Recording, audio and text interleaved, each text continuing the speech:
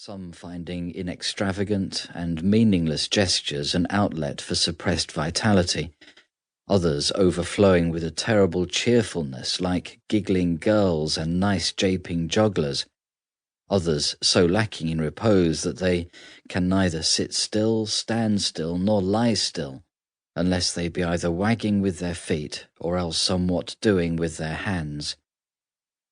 Though he cannot go to the length of condemning these habits as mortal sins, the author of the Cloud leaves us in no doubt as to the irritation with which they inspired him, or the distrust with which he regards the spiritual claims of those who fidget.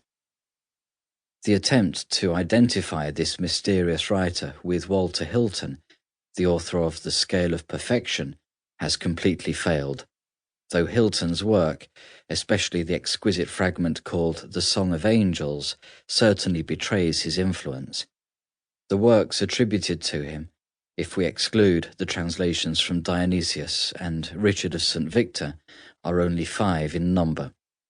They are first, The Cloud of Unknowing, the longest and most complete exposition of its author's peculiar doctrine, and, depending from it, 4 short tracts or letters, the Epistle of Prayer, the Epistle of Discretion in the Stirrings of the Soul, the Epistle of Privy Council, and the Treatise of Discerning of Spirits. Some critics have even disputed the claim of the writer of the Cloud to the authorship of these little works, regarding them as the production of a group or school of contemplatives devoted to the study and practice of the Dionysian mystical theology. But the unity of thought and style found in them makes this hypothesis at least improbable. Everything points rather to their being the work of an original mystical genius, of strongly marked character and great literary ability, who, whilst he took the framework of his philosophy from Dionysius the Areopagite, and of his psychology from Richard of St. Victor, yet is in no sense a mere imitator of these masters, but introduced a genuinely new element into medieval religious literature. But what, then, were his special characteristics? Whence came the fresh colour which he gave to the old Platonic theory of mystical experience?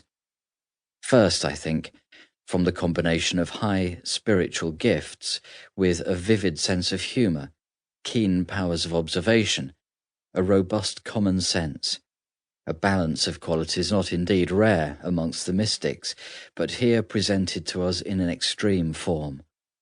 In his eager gazing on divinity, this contemplative never loses touch with humanity, never forgets the sovereign purpose of his writings, which is not a declaration of the spiritual favours he has received, but a helping of his fellow men to share them.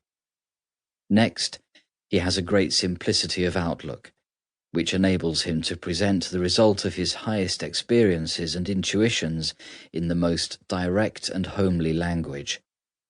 So actual and so much a part of his normal experience are his apprehensions of spiritual reality, that he can give them to us in the plain words of daily life, and thus he is one of the most realistic of mystical writers. He abounds in vivid little phrases, calls sin a lump, short prayer pierceth heaven, nowhere bodily is everywhere ghostly. Who that will not go the straight way to heaven shall go the soft way to hell. His range of experience is a wide one. He does not disdain to take a hint from the wizards and necromancers on the right way to treat the devil. He draws his illustrations of divine mercy from the homeliest incidents of friendship and parental love. A skilled theologian, quoting St. Augustine and Thomas Aquinas, and using with ease the language of scholasticism, he is able, on the other hand, to express the deepest speculations of mystical philosophy without resorting to academic terminology, as for instance where he describes the spiritual heaven as a state rather than a place. Quote, "For heaven ghostly is as nigh down as up, and up as down, behind as before, before as behind, on one side